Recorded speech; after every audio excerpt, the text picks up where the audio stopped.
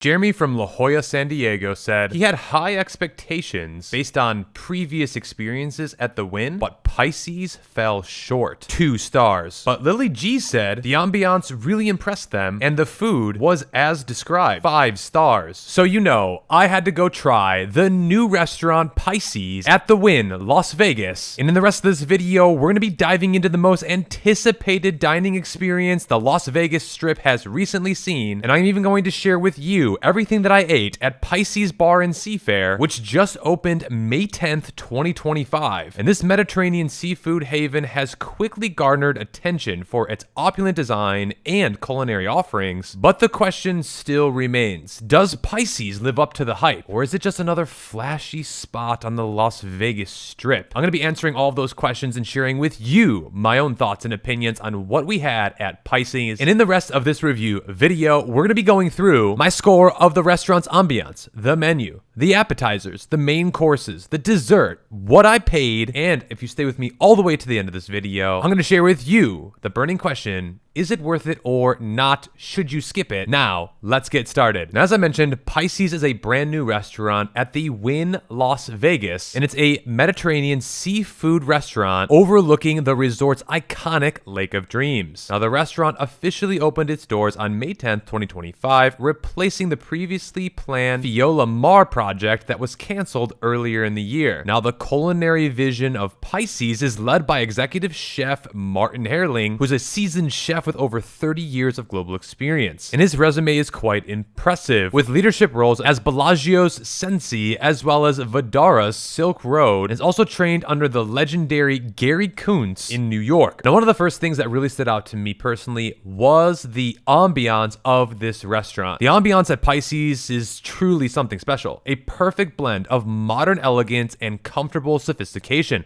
From the moment that you step inside, you're greeted by a stunning bi-level dining room bathed in deep ocean blues and shimmering bronze accents. You really truly feel like you're in the Mediterranean. Now, the space features luxurious details in 400 hand-blown glass orbs, rustic chestnut beams that create an intimate yet theatrical atmosphere. Now, large windows also overlook the Wynn's iconic Lake of Dreams, adding a magical backdrop to your dining experience. Now, what really stood out to me is the artwork. There's actually hand-painted work, and a lot of this artwork is from Italy, and it is absolutely fantastic. Another thing I really enjoyed was the floor. It felt like you were walking on scales. That's right, like scales of a fish. And the fact that this restaurant, when we went, was brand new really added to the ambiance. Now, if you want to sit outside and watch the Lake of Dreams show, which happens anywhere between 7 and 8 o'clock every half hour, this is an amazing ambiance, one of the best ambiances I think you can have when having dinner. But if you don't want to deal with that and you want to sit inside like we did, I truly believe you're going to really feel at home and be wowed by the ambiance itself. And that's why I give it a 10 out of 10 when it comes to ambiance. This was truly a masterpiece. But now let's talk about the menu here at Pisces. Now, we could not order everything, of course, but we did have a very nice variety.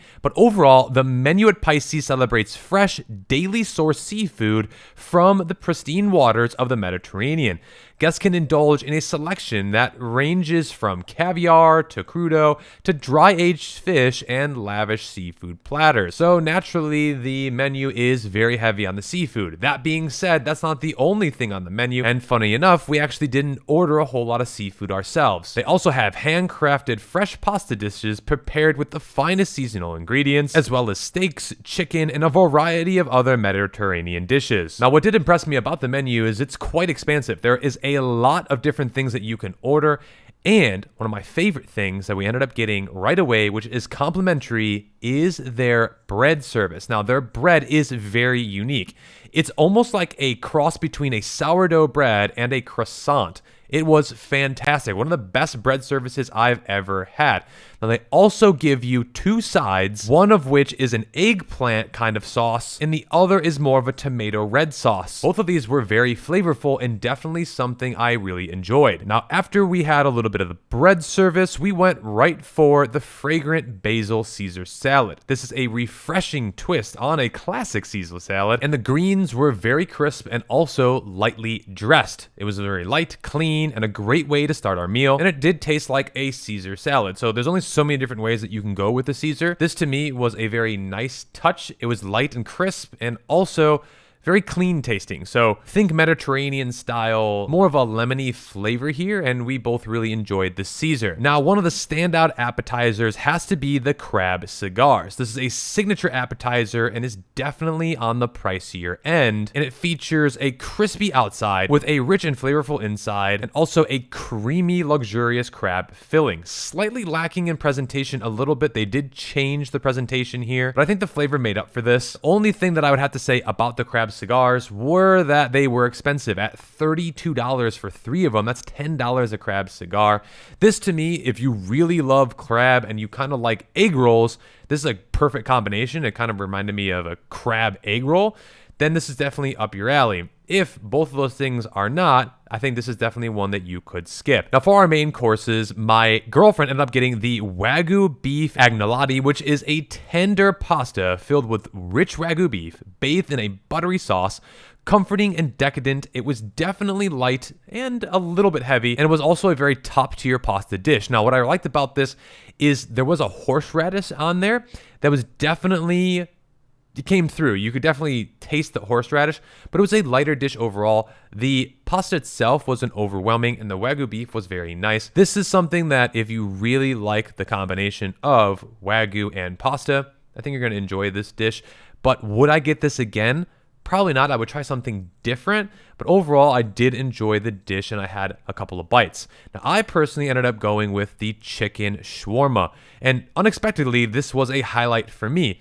Juicy, well-spiced, and beautifully plated, the Mediterranean spices were a beautiful balance, making this a dish that you wouldn't expect at a seafood restaurant, but it absolutely did hold its own. Now, the pickled vegetables were very nice, and I loved the yogurt sauce with olive oil, and mixing all of this together and making my very own shawarma was definitely fun. Now, they also gave us a very nice portion of chicken. It was on the thinner side, so I wish it was maybe a little bit thicker, maybe a little bit juicier, but it was very flavorful, and adding all the pickle and stuff together with the sauce was definitely fun. My only critique is that it did end up being a little bit dry at time unless you put the sauce on the chicken as well as the vegetables, because the bread itself definitely soaked up some of that moisture. But for the money here, the chicken shawarma was definitely something that I would get again. Now, of course, you have to try the desserts whenever you go out to dinner. It seems to be like every single time we go out, we always get desserts. We ended up having 2 desserts here because the desserts, when we saw them, definitely attracted us to the restaurant. We had the If Wishes Were Fishes, which is a very visually stunning dessert. When they pour the chocolate over the white chocolate bones and the bones end up flaring out, this was very, very cool. But overall, besides that point, the chocolate cake in the middle was just very basic. It had a little crunch to it, and it's definitely a dark chocolate kind of dish with a little white chocolate, which added the sweetness, but it wasn't my favorite dessert I've ever had. It was good, but it wasn't my favorite.